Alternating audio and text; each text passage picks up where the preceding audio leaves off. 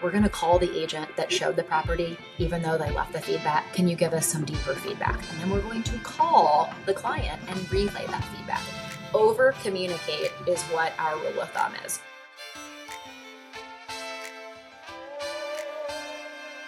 Sometimes I'm just so excited to sit down and interview someone for the podcast that isn't selling $30 million homes in Beverly Hills where the weather is amazing all the time. I'm excited today. I'm talking to Ragan McKinney. She's in Ohio. It's gray there, just like it is here in Michigan. But, she sold almost $100 million in real estate in just the last 12 months with her team. And, maybe it's because it seems like the weather's going all over the place. You guys are getting days where it's 70, and then you're getting snow the same day. I mean, snow, you could ski, you could surf if there was water, but you have so many options. Ohio's obviously the place to be right now. Reagan, how are you doing it? And welcome to the show today. Thank you. Thank you so much for having me. I'm really excited about this. So the weather, 68 in the morning and then snowing by the time you leave the office. So it's definitely unpredictable. If I've been born and raised in Ohio, so I'm used to it. And I do love the seasons. As far as, business and how are we doing $100 million, it's with consistency. And I do like to say we are definitely not Beverly Hills. And even though I'm from the Cincinnati area, I'm not really in the Cincinnati market. I am 30 miles east of Cincinnati in a very rural little village.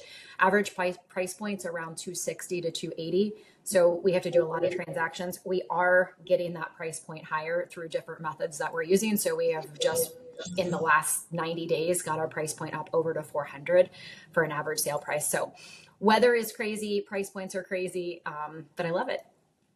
But your numbers are crazy. I mean, it's so interesting because, we always talk about the benchmark for the podcast is we try to have people on who are 20 million or more and somewhere, at least 30 to 40 transactions. So $500,000 home, if you sell, 20 of them, that's $10 million in sales. You guys are working in much more of like a normal price point for the rest of the country. Your price point's similar to what ours is here in suburban Michigan. How long have you been in the business? How long has it taken you to build to this level of almost 400 units in 1 year? Because I imagine that you didn't start last year, but maybe I could tell from looking at you that you haven't been in this for 35 years either. No. So I got licensed in 2015. I didn't start selling until mid 2015 and I came out of the gate swinging. So as far as a little bit about my story, up until 2015, I was working in a deli. So if I was in front of you, I would ask you if you wanted, do you want fries with that? Or do you want pepperoni on your pizza?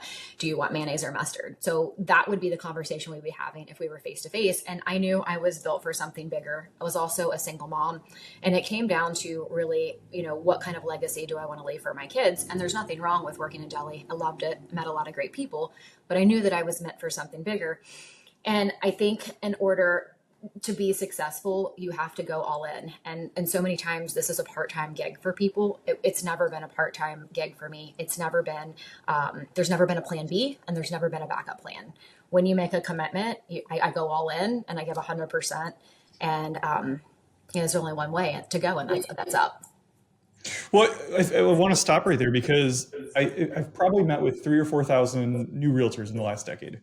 And so many of them tell me why they got into the business. And they say, I got into it because I needed flexibility and independence and I wanted to be my own whatever. And what you just said is the opposite. So it makes me kind of think like, hey, if you want to make this work, you have to be all in. That is the only option. And if you had a backup plan, not that you had one, it would have been a lot harder to kind of pull that motivation to kill it and be number one from somewhere else. Right. So what advice would you give to someone that kind of right now is half in and has a backup plan, but it's doing okay, but wants to get better? I think the big thing is you can't do anything with 1 foot in and 1 foot out. You have to make a decision. Do I want to be a realtor? Do I want to be a broker? And if I do, there's a risk associated with that. And if you have another job, there's no way for you to be fully all in. With real estate, time is of the essence. So you need to be ready to go when the clients are. You have to be proactive with the contracts. I don't believe you can do real estate part-time and do it well. I do it full-time, and I think I still have room for improvement. So my advice would be, if you decide this is something you want to do and you want to be passionate about it, you have to go all in. for me, when I made the decision to start selling real estate, it was, could I, I have to be able to feed my kids. I'm a single mom of 3 kids. I have to be able to put food on the table, and I also have to be able to pay my mortgage payment to keep a roof over their head. So when I decided I'm going to go get my real estate license, again, there was no backup plan. It was all or nothing. When you have that mindset, I always reflect back. I don't know if you've ever heard of Eric Thomas, but he also has a podcast, and he talks about, like, if you want to succeed as bad as you want to breathe, you will be successful. I take that mentality approach with every single thing I do, whether it's my business, with my kids, with my husband, with my fitness, all of the things. I have the approach of, if I'm going to do it, I'm going to go all in, and there's no backup plan. I love that. We try to live that way too. My wife ran her first ever marathon last year, and then she friggin' won. She like won the entire 25,000 people on her first try. Now it's like, okay, we got to get serious. And I feel like that attitude helps you get so much further in things. So you started at the deli. You had a huge motivation, single mom. How did you choose real estate over all the many things that you could have been successful at? And then how did you really get your start? Was there a mentor? Did you always want to be a realtor? What did that look like? No. So I actually had bought my first rental property when I lived in it. My first property was my primary when I was 20. We got married super young, and my grandparents had always pushed that you buy real estate that you don't rent. So we bought a house for $89,000. It was completely dilapidated. We fixed it up over 2 years. And when we sold that property, we made $40,000. So in 2005, that was a lot of money. And I got my first taste of it. I was not ready to be a realtor. That wasn't exactly in my brain, but I knew there was an opportunity there. So fast forward to when I got divorced, I'm living in, by myself, raising 3 kids, working in the deli. I needed more money. And I went to bed one day and I prayed about it, and I woke up the next day and I thought, I'm going to make a decision. I'm either going to go back to school and go into the medical field, a nurse, something of that sort, or I'm going to get my real estate license. Had a conversation with my mom, and she's like, you don't like blood. There's no way you're gonna make it as a nurse or anything in the medical field. So real estate it was. I signed up. I did the 3-week course in 3 weeks because that's what I had a babysitter to help me with in that period of time. And then I finished in April. I started selling in July. And like I said, I just hit the ground running. But I didn't have systems. I didn't have procedures. I did a lot of transactions right out of the gate. I got a taste of it, and I kept going. It almost became an addiction. But I will say I reached burnout pretty quick. So there's been things over the last, since 2016 when I dived all in, that I've made some significant changes to grow my business to the volume that we're doing today. I love that. So I think a lot of people listening, I've talked to a lot of people on Facebook, on Instagram who listen, and there are a lot of them are in that the dirty middle. They're in that $2 to $10 million range of business, depending on where they are in the country. And they're struggling to figure out, what is the next big change that I need to make going into next year so that I can either have a more efficient business, make more money, or be around for my family more. What were some of those changes that you made that you say that was the best thing I ever did? I'm sure now that you've been in it for a while, you have a couple of those. So I'm giggling because there is a major secret to being successful in real estate. And a lot of people are like on the edge of their seat, right? What's she going to say? Here's the thing. Call people back. How about that? Call people back, and call them back in real time. That is the biggest complaint that we get in the real estate world, is realtors do not call people back. We procure and we follow every lead that comes in, and we chase it till it's dead. So when a lead comes in, whether it's through social media, whether it's through our website, a past client referral, one of our VIPs, one of our current client referrals, we follow up with everyone. And we have a rule that it's 7 times or until we get a restraining order, is kind of the joke. But people want a relationship. They don't want a business transactional relationship. They want a relational relationship. So you have to call people back. That's the biggest thing. And you have to call them back in real time. If somebody calls you on a property, you have to call them back in real time, not 2 days later. We answer our phones all the time. We respond to our text messages. I have a team because we have done so many transactions, so I have lots of help. But prior to that, that is was the turning point for me. And a big part of my success is, one, I call people back. And two, you do what you say you're going to do. You honor exactly what you tell the client you're going to do. If you go into a listing appointment and you say, I'm going to do this, you follow through. If you tell a buyer, this is the expectation, that's the experience you give them, and you follow through. So the two secrets for me is call people back and do what you say you're going to do. Well, I think a couple things here, right? So the calling people back, you can really only do that if you're a full-time agent and you have a idea of what your calendar is like, a time block, you have a plan, and that way you're setting expectations for people of when to call you in the first place, and you can really do that. And second of all, once you got a little bit busier, you were able to then hire people on your team that made sense. I think so many people rush into hiring like buyer's agent on top of buyer's agent. And in essence, like you're making a crappier clone of yourself with less experience and less training, but you're asking your Exactly. clients to pay full price for this, which makes absolutely no sense. And literally my first house, I was 23 years old and I chose the coolest realtor, one of the coolest realtors in town to work with. Okay. And my first showing, 19-year-old shows up to show me the house, not the person I chose. No, they did a very good job in the end. And that person, they're both good friends now, but that's happening a lot. And when buyers and sellers feel that at the same time that there's all this noise in the news about commissions and our realtors overpaid, that supports their misformed conclusion. So I love that you've been able to hire kind of like key positions to ensure that people can do what they're good at in the transaction and answer the phone, but you can be the star. You can be the person who really is available for their clients. So why don't you walk us through what types of positions exist on your team? Because it's not a normal team setup that we see at a lot of the nation's biggest brokerages and trendy stock realtor companies right now. Right. So we operate as a boutique style firm, and everybody in the firm is licensed, or when they first come in, if they're not licensed, we are getting them licensed. So to hold the position, they have to be licensed. I do not go looking for existing realtors to hire. So I look for people that are in maybe the service industry, and we're really big on personality testing people, disc testing them, making sure they're in the right seat on the bus. So what each person does in the position, I think it's important to go back and understand how do we fill that seat. So like I said, we don't just put an ad and look for existing realtors. We look for people. Some of my best employees have come from the service and hospitality industry, and now that they're in those seats, we've got them licensed so they can do the job appropriately.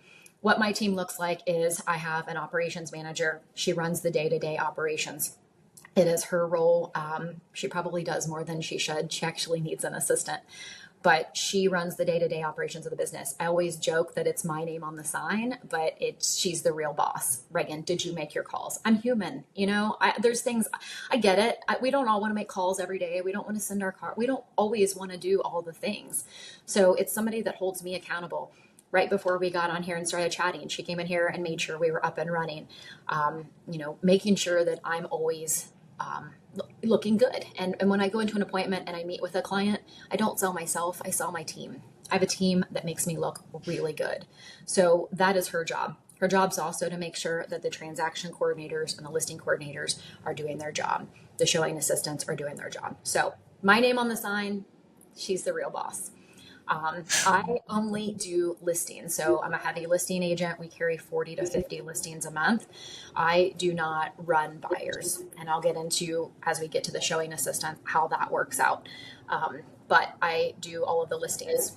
I have a listing coordinator that handles all of the documentation. I can do a listing appointment in 30 minutes if it's not a luxury listing. Luxury listings in an hour. I go in, I develop the relationship. I'm not going in to just check boxes so I can figure out what's going to enter into the MLS. I go in to build a relationship with the client. If it's a high end, I take a listing coordinator with me so she can, fill out the paperwork and I can deepen that relationship.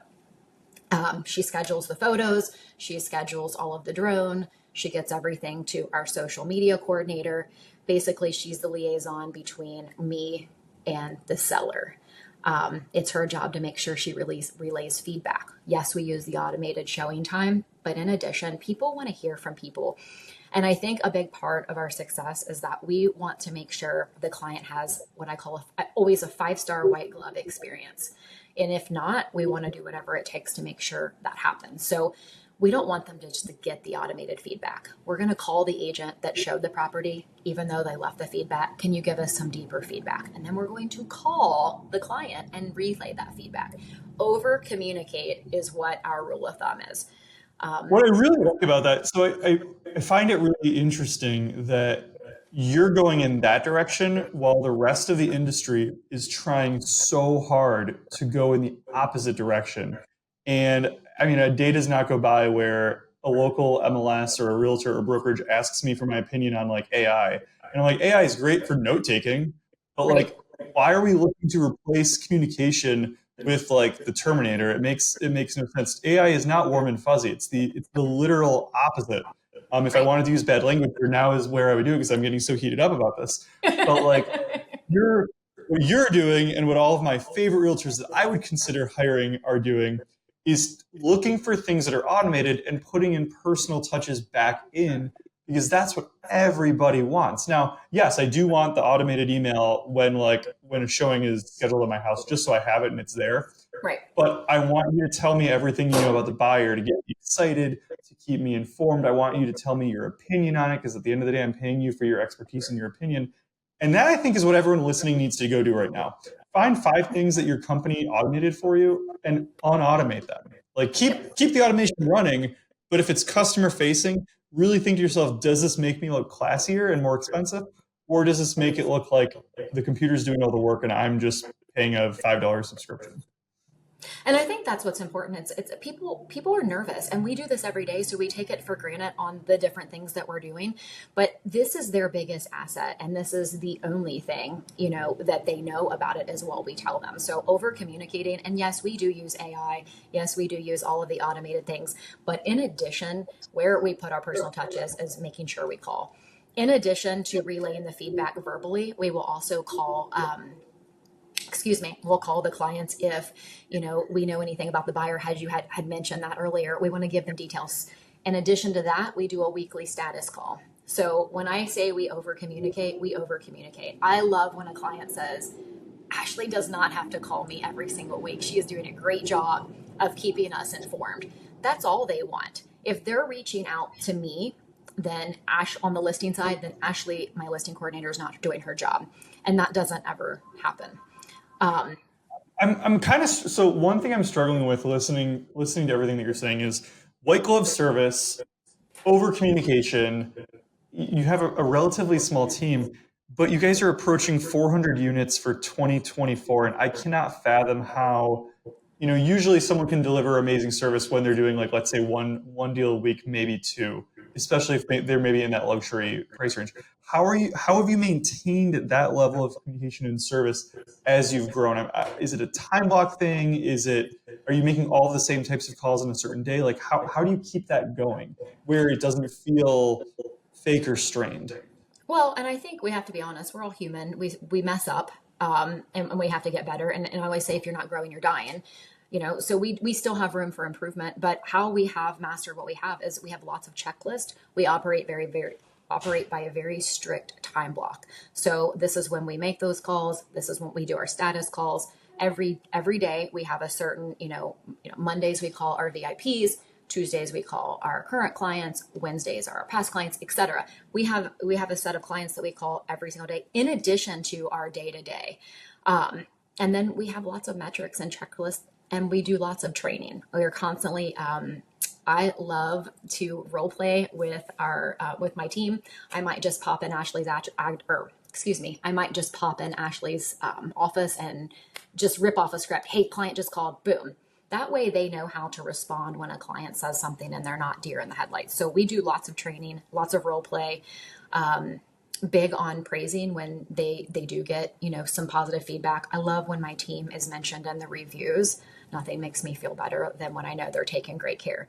Even more than that is my office is also trained to get what we call a current client referral or a past client referral. So every conversation they have, it's really hard to ask for a referral if you haven't given a 5-star white glove experience. So we are trained, we have to ask for a referral on every single phone call. Is there anything else I can do for you? No.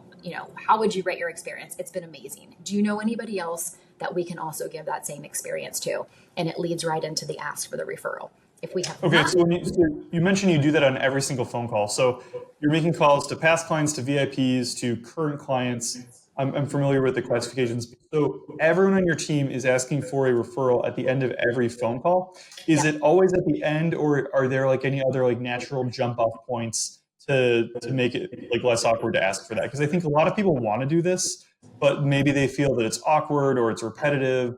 What advice would you give on that? And it doesn't always have to be at the end. The ask doesn't have to be at the end. And maybe every phone call there isn't an ask, but if we haven't set up every phone call for an ask, then we need to do better with our service because it's really hard to ask for a referral if you're not delivering that experience. There's lots of cues you can listen for in the conversation, whether it's face to face or on the phone. Oh my gosh, Reagan, you are amazing. We got the appraisal back and it was 30 grand short. I call you 2 days later, we got it through.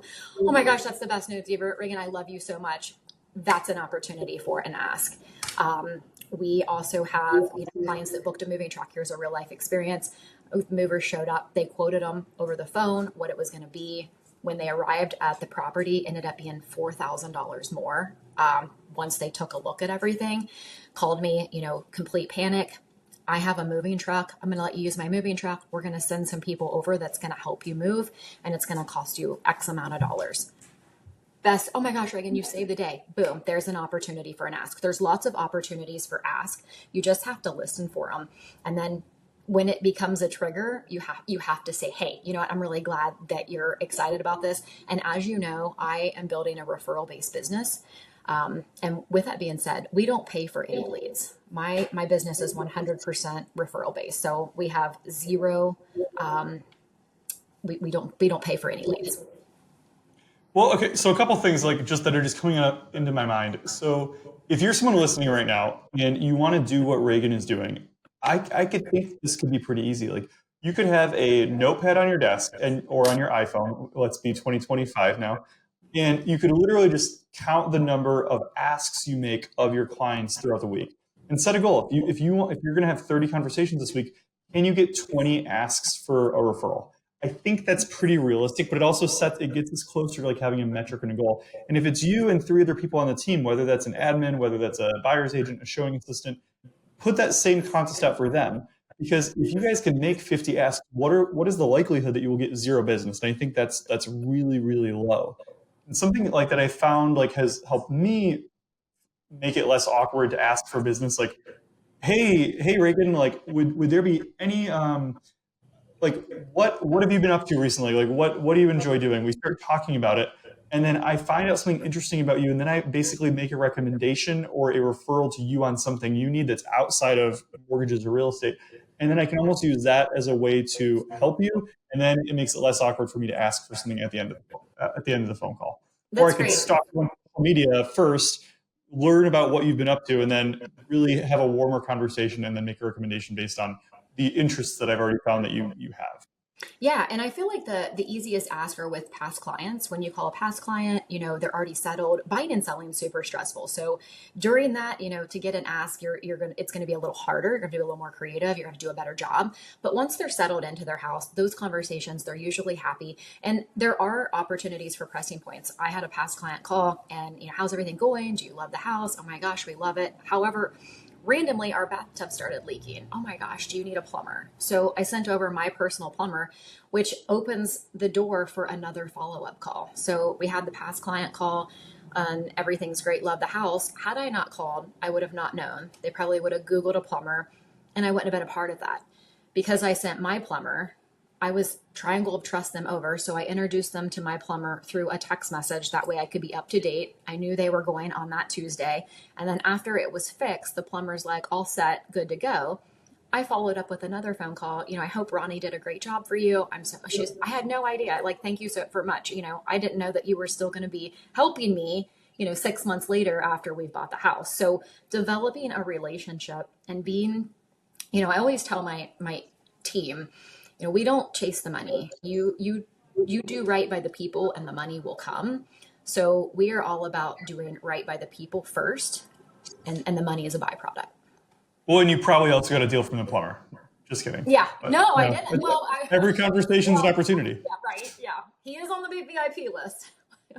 Well, and we've talked about this before on the show, but a realtor is better poised than anyone in the world to give a referral. And I think too many of us forget that because we like to collect referrals, but it's so much easier to give them. And I mean, like there's so many people involved in the purchase of a home.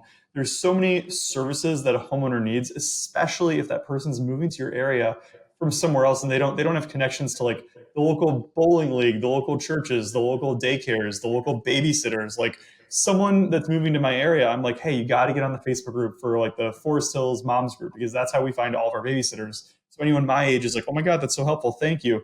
And then I can ask for a referral or ask for something else afterwards because I know I've given them something that's made their life better that day. Right. Definitely have to add value.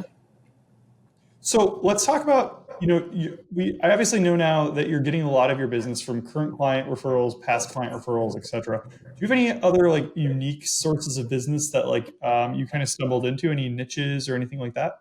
So I'm really big on diving into VIPs and then what we call whales through the training program I do. And that's been a great source of business and it's an opportunity to go deeper with those clients.